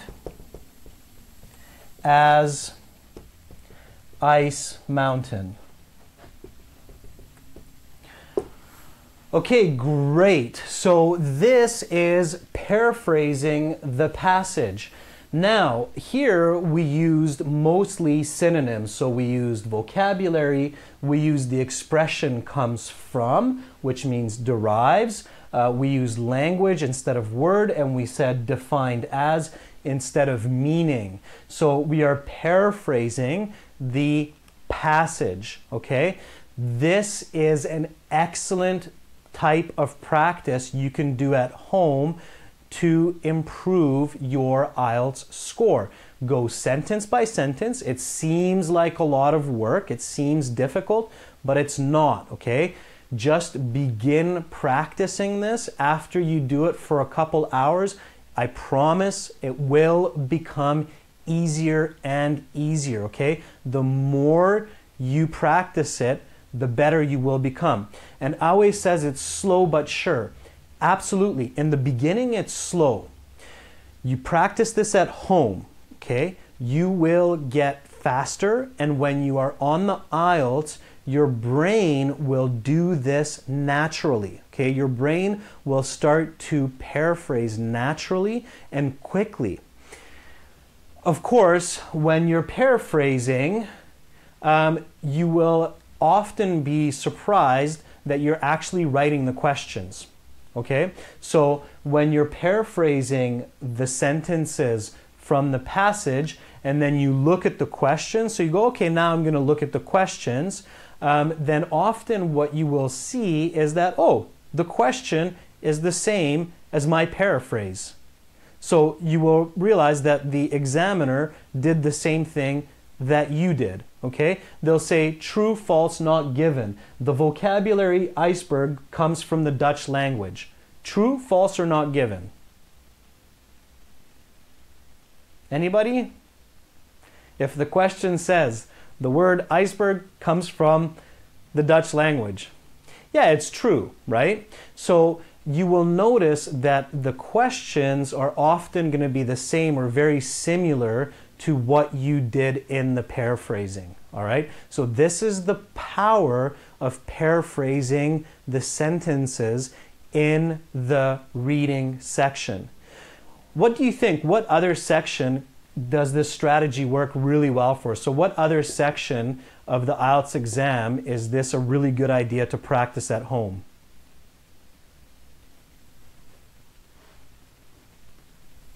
Okay, so you said the writing. What do you mean by the writing? So what do you mean writing, Tony and Gayarthi? What do you mean writing? What should you paraphrase?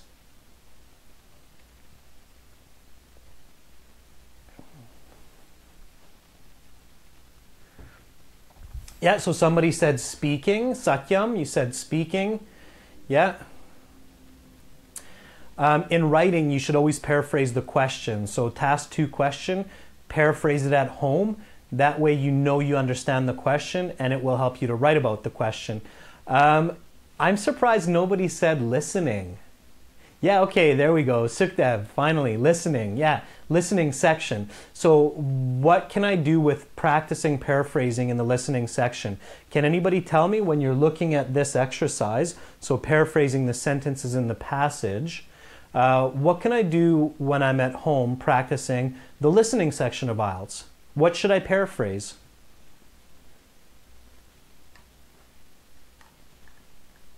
So what should I paraphrase for the listening section? not how, Harneen. So yes, I should use synonyms, I should use antonym negatives, but what should I paraphrase?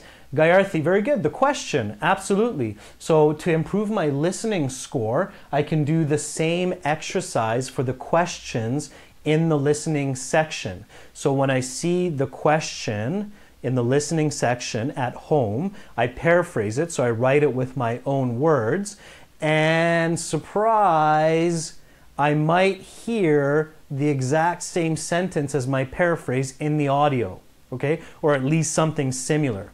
So if I'm paraphrasing questions for the listening section, then what I'm doing is I'm actually predicting what I'm going to hear in the listening section, okay?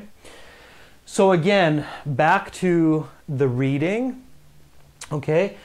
So for reading, this is another very effective exercise for you to do at home, where you paraphrase the sentences of the reading passage.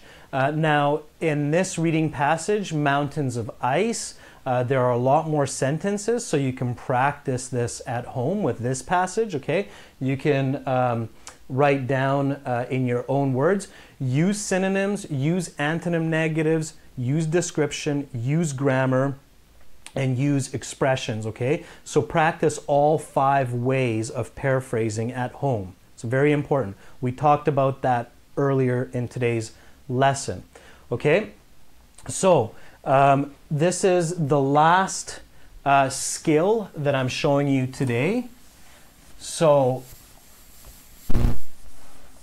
paraphrase each sentence of a paragraph at home, line by line, to improve your comprehension. Okay, one was critical reading, which means ask and answer what, why, how. And of course, the other one that I talked about is visualization. So visualize what you read and write it down.